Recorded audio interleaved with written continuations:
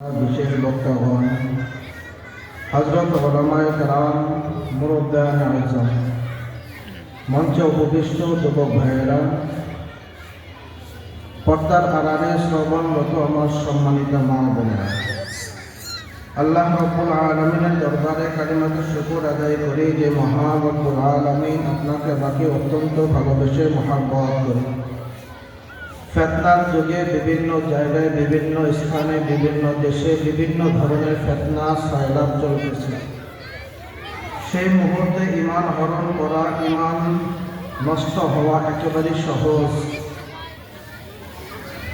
সেই বিপদের মুহূর্তেও আল্লাহ তাআলা আপনাকে আমাকে একটা জান্নাতের বাগানে আসার বসার, 10 ঘরের 10 মায়ের সন্তানকে কাঁধে কাঁধ মিলে পবিত্র কোরআনের আলোচনা শ্রবণ করা এবং আলোচনা করা একটা সুবর্ণ সুযোগ দান করেছেন। এই জন্য আল্লাহ রাব্বুল আলামিনের দরবারে উচ্চ আওয়াজে কালিমাতুশ শুকর আদায় করি আলহামদুলিল্লাহ। সম্মানিত মুহতারাম হাজিরিন, আল্লাহ রাব্বুল আলামিন আপনাকে আমাকে দুনিয়াতে পাঠিয়েছেন, দুনিয়াতে প্রেরণ করেছেন, আমাদেরকে সৃষ্টি করেছেন একটা উদ্দেশ্য নিয়ে। পৃথিবীতে যত মানুষ, পৃথিবীতে যত মানব দানব জিন যা কিছু আল্লাহ তাআলা পাঠাইছেন, সব কিছু পাঠানোর একটা উদ্দেশ্য আছে না?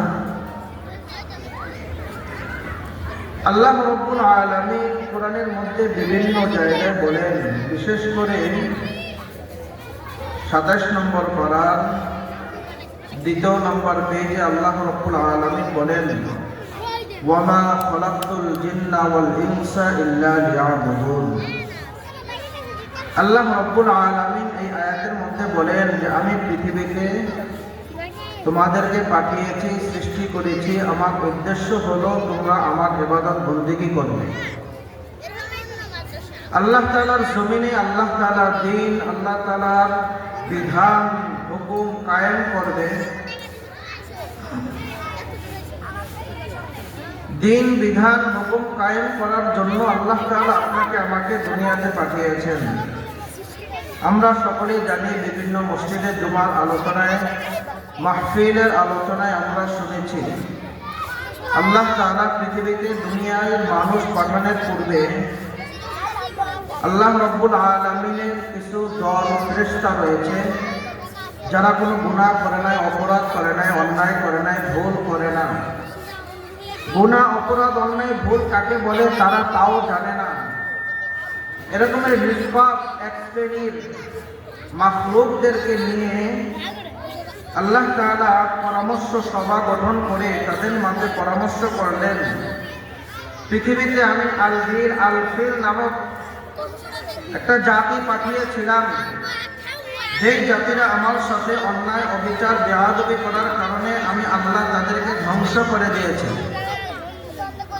এক পর্যায়ে এসে আমি জিন্নাতদেরকে পৃথিবীতে পাঠাই, তারাও আমার সাথে বেয়াদবি, অন্যায়, অবিচার, জুলুম, নির্যাতন করে সীমা লঙ্ঘন করার কারণে আমি তাদেরকেও দুনিয়ার মধ্যে ধ্বংস করে দিয়েছি।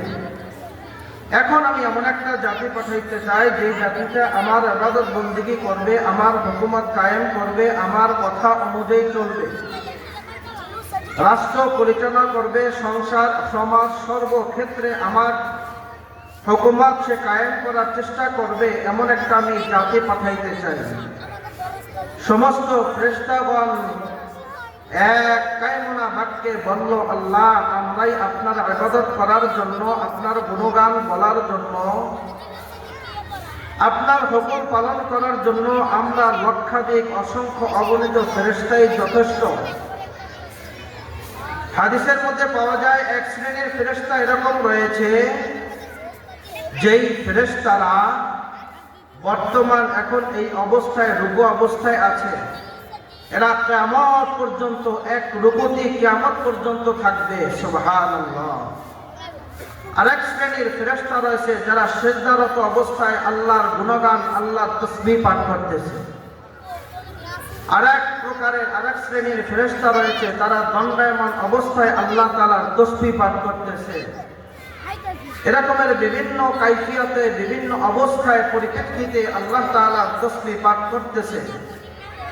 ওই সমস্ত ফেরেশতারা ডাক দেয়া বলতেছে যে আল্লাহ, আমরাই তো যথেষ্ট, আমরা আপনার ইবাদত বন্দেগী করি, আপনি যেভাবে বলবেন ওভাবেই আমরা করব।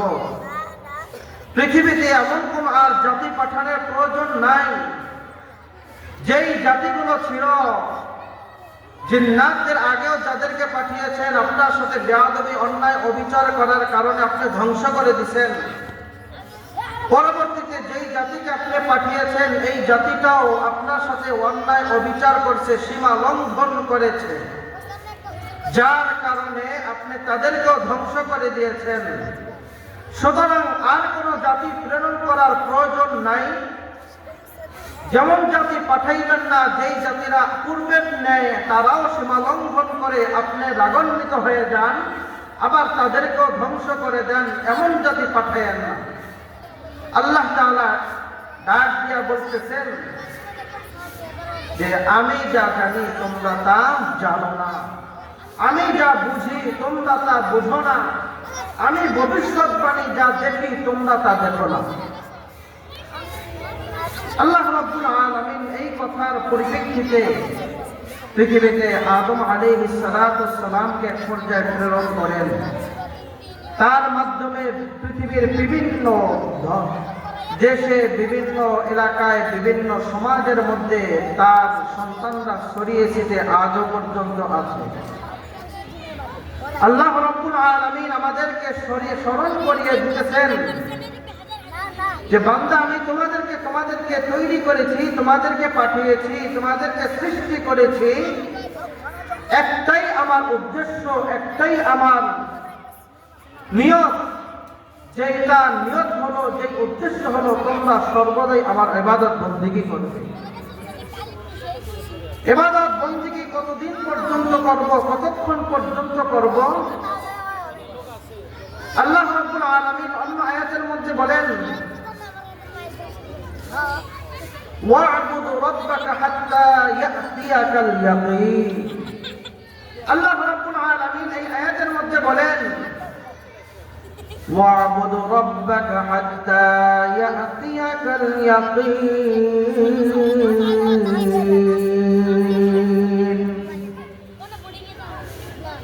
ও দুনিয়ার মুসলমান ইমানদার, আল্লাহ তাআলা আমাদেরকে জানায় বলেন কতদিন পর্যন্ত ইবাদত বন্দেগী করবে? যতদিন পর্যন্ত তোমার মৃত্যু না হবে, যতদিন পর্যন্ত মৃত্যুর সম্মুখীন না হবে, যতদিন পর্যন্ত, যতক্ষণ পর্যন্ত মৃত্যুর ফেরেশতার সাথে তোমার সাক্ষাৎ না হবে, যতক্ষণ পর্যন্ত মালাকুল মউতের সম্পর্ক তোমার সাথে না হবে, তোমার চোখের সামনে মালাকুল মউতের প্রতিচ্ছবি, মালাকুল মউতের দলবলের সাথে তোমার মোলাকাত না হবে, ততক্ষণ পর্যন্ত তোমরা, আমাদেরকে বলেন, ততক্ষণ পর্যন্ত তোমরা আল্লাহর ইবাদত বন্দেগী করো। এখন ইবাদত বন্দেগী করার জন্য কিছু কৌশল রয়েছে, কিছু মাধ্যম রয়েছে। ইবাদত বন্দেগী করার জন্য কিছু শিক্ষার প্রয়োজন আছে। ইবাদত বন্দেগীর মধ্যে সর্বপ্রথম ইবাদত হলো ঈমানটাকে মজবুত করে নেওয়া, এরপরে নামাজকে সুন্দর করা। ঈমান মজবুত হইল কিনা এটা আলেমদের কাছ থেকে আমার জেনে নেওয়া। আমার ঈমান, আমার কালিমা সুন্দর হলো কিনা আমি জানি না, এই জন্য কালিমাকে সুন্দর করার জন্য আমাদের এলাকায় বিভিন্ন জায়গায় আলেমদের নেতৃত্বে এক শ্রেণীর মানুষ রয়েছে যারা তাবলীগের কাজ করে। এরা হলো উলামায়ে কেরামদের নেতৃত্বে, উলামায়ে কেরামদের সংস্পর্শে থেকে আপনাদেরকে কালিমার দাওয়াত দিয়ে থাকে। কালিমা সুন্দর করতে হবে রে মুমিন। দ্বিতীয় নম্বর হলো নামাজকে সুন্দর করো। নামাজ সুন্দর, কালিমা সুন্দর করার জন্য যারা ছোট বাচ্চা রয়েছে, তালবে ইলম রয়েছে, তাদের ঈমান, তাদের কালিমা, তাদের নামাজ, তাদের কোরআন তেলাওয়াত সুন্দর হয়ে যায়। কারণ কি? তারা মাদ্রাসায় পড়ালেখা করে। কোরআনের অন্য আয়াতের মধ্যে আল্লাহ রাব্বুল আলামিন বলেন, মান ইউরিদিল্লাহু খায়রান ইউফাক্কিহু ফিদ্দীন। আল্লাহ রাব্বুল আলামিন বলেন, আল্লাহ তাআলা যাকে পছন্দ করেন, ভালোবাসেন, আল্লাহ রাব্বুল আলামিন যাকে মনোনীত করতে চান, আল্লাহ তাআলা যাকে দুনিয়ার মধ্যে নেতৃত্ব দিতে চান, আল্লাহ রাব্বুল আলামিন দুনিয়ার জমিনে যাদেরকে ক্ষমতা দিতে চান, আল্লাহ রাব্বুল আলামিন যাদেরকে পছন্দ করেন, আল্লাহ তাআলা বলেন, আমি তাদের মধ্য থেকে কিছু মানুষদেরকে এমন ইলম দেই, যে ইলমের মাধ্যমে, মর্যাদার মাধ্যমে আমি তাদেরকে উত্তম বানায় আনে। ও দুনিয়ার মুসলমান ইমানদার, যারা মাদ্রাসায় পড়ালেখা করে না, তাদের নামাজ, তাদের কালিমা কিভাবে সুন্দর করব রে মুমিন? তারা তাবলীগের মাধ্যমে, উলামায়ে কেরামদের নেতৃত্বে থেকে, উলামায়ে কেরামদের সংস্পর্শে থেকে আমরা আমাদের কালিমা, আমাদের নামাজ, আমাদের ঈমান, আমাদের আখলাক, আমাদের স্বভাব চরিত্র সুন্দর করতে হবে। কোরআনের মধ্যে আল্লাহ রাব্বুল আলামিন বলেন, ইয়া আইয়ুহাল্লাযীনা আমানু তাকুল্লাহা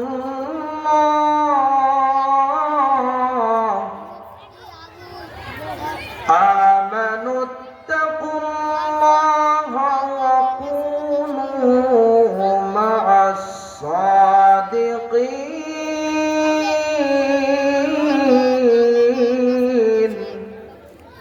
আল্লাহ রাব্বুল আলামিন বলেন, ও ঈমানদারগণ, দুনিয়ায় চলার ক্ষেত্রে তোমার আখলাককে সুন্দর করার জন্য একমাত্র আল্লাহ তাআলাকে ভয় করো। আল্লাহকে ভয় করার পরে এরপরে যারা ভালো মানুষ, তাদের সংস্পর্শে চলে যাও, আলেমদের সংস্পর্শে যাও রে মুমিন। তোমার ঈমান, আমল, আখলাক সুন্দর হয়ে যাবে। কেন আলেমদের সাথে যাব? আল্লাহ রাব্বুল আলামিন অন্য আয়াতের মধ্যে বলেন, পৃথিবীর জমিনের মধ্যে সবথেকে তাকওয়াবান, সবথেকে আল্লাহকে ভয় করে মানুষদের মধ্য থেকে তারা হইল একমাত্র উলামায়ে কেরাম। এই জন্য আল্লাহকে যারা ভয় করে, তোমরাও তাদের সংস্পর্শে গিয়ে আল্লাহকে ভয় করে তোমার ঈমান, আমল, আখলাক, চরিত্র, স্বভাব সুন্দর করে নাও। কেন সুন্দর করে নিব? আমি নামাজটাকে কেন সুন্দর করব? কোরআনের মধ্যে আল্লাহ রাব্বুল আলামিন বলেন, কুল ইন্না সালাতি ওয়া নুসুকি ওয়া মাহইয়ায়া ওয়া মামাতি লিল্লাহি রাব্বিল আলামিন।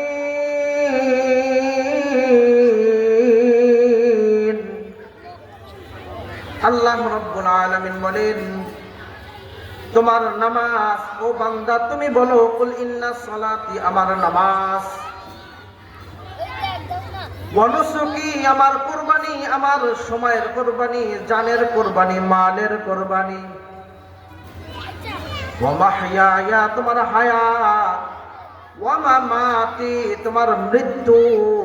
তুমি বলো, আমার মৃত্যু, আমার হায়াত, আমার কুরবানি, আমার নামাজ একমাত্র আল্লাহ তাআলার জন্য। কার জন্য? এটাকে নিয়তটাকে সঠিক করে নিতে হবে। আল্লাহ রাব্বুল আলামিন অন্য আয়াতের মধ্যে বলেন, ইন্নী ওয়াজ্জাহতু ওয়াজহিয়া লিল্লাযী ফাতারাস সামাওয়াতি ওয়াল আরদা হানিফাও ওয়া মা আনা মিনাল মুশরিকিন। আল্লাহ রাব্বুল আলামিন এই আয়াতের মধ্যে বলেন, একমাত্র তোমার চেহারা যেভাবে আল্লাহ তাআলার দিকে রুজু করেছো, একমাত্র তোমার চেহারা খানি যেভাবে আল্লাহ তাআলার দিকে ফিরাইলা, এই জন্য তোমার নিয়তটাকে সঠিক করে নাও। কেনই বা তুমি ঘুরাইলা? তোমার চেহারা কেনই বা আল্লাহ তাআলার দিকে ফিরাইলা? কারণ সব থেকে বড় আল্লাহ, সব থেকে মর্যাদাবান আল্লাহ, সব থেকে ক্ষমতাবান আল্লাহ। এই জন্য আল্লাহ আমাকে সৃষ্টি করেছেন আল্লাহর ইবাদত করার জন্য, আল্লাহর হুকুম পালন করার জন্য। আল্লাহর সামনে আমরা সিলিন্ডার হয়ে যাই। ও দুনিয়ার মুসলমান ইমানদার, আল্লাহ রাব্বুল আলামিন কোরআনের মধ্যে বলেন, আল্লাহকে ভয় করো ইমানদার। এবং আল্লাহকে যারা ভয় করে, যে সমস্ত সালেহ মানুষ রয়েছে, মুখলিস মানুষ রয়েছে, এদের সংস্পর্শে হয়ে যাও। আমাদের সমাজের এক শ্রেণীর মানুষ এখন রয়েছে, এরকমের অসাধু কিছু মানুষ আছে, যেই মানুষগুলো আপনার ঈমানটাকে চুরো করার জন্য, আপনার আখলাকটাকে, স্বভাবটাকে নষ্ট করার জন্য, আপনার ঈমান হরণ করার জন্য, আপনার ঈমানটাকে নষ্ট করার জন্য চতুর্মুখী ফিতনা দিয়ে আপনাকে সয়লাভ করে রেখেছে। চতুর্দিক থেকে ফিতনায় আপনাকে ঝরঝরিত করে রেখেছে, যাতে করে আপনারা সঠিকভাবে ঈমান না চিনেন, সঠিকভাবে আলেম, সঠিক আলেমকে না চিনেন, সঠিকভাবে আপনি ইসলাম না চিনেন। এমনভাবে মানুষরূপী এক শ্রেণীর মানুষরা আপনাকে, হায়না নামক এক শ্রেণীর মানুষরা আপনার ঈমানটাকে নষ্ট করার জন্য চতুর্দিক থেকে আপনাকে সয়লাভ, চতুর্দিক থেকে ফিতনার জাল ফেলে রেখেছে, যাতে করে আপনার ঈমানটা নষ্ট হয়ে যায়। আলেমদের থেকে দূরে সরে যান, আলেমদের থেকে দূরে সরে গিয়ে আপনি জাহান্নামী মুখী হয়ে যান। আল্লাহ তাআলা বলেন, আমি বান্দাকে সৃষ্টি করেছি আমার ইবাদত বন্দেগী করার জন্য, কিন্তু এই শ্রেণীর মানুষগুলো বলে না না না, বা আল্লাহর ইবাদতের জন্য নয়, একমাত্র ইবাদত করব আমরা নিজামুদ্দিনে। আছে না এরকমের? ও দুনিয়ার মুসলমান, একটা কথা শুনে রাখো রে মুমিন, আপনার ঈমান আমল হেফাজত করতে হবে, আপনার আমার ঈমান আমল সুন্দর করতে হবে। এই সুন্দর করার জন্য আলেমদের সাথে আমরা যাব, আলেমদের সংস্পর্শে থাকবো, আলেমদের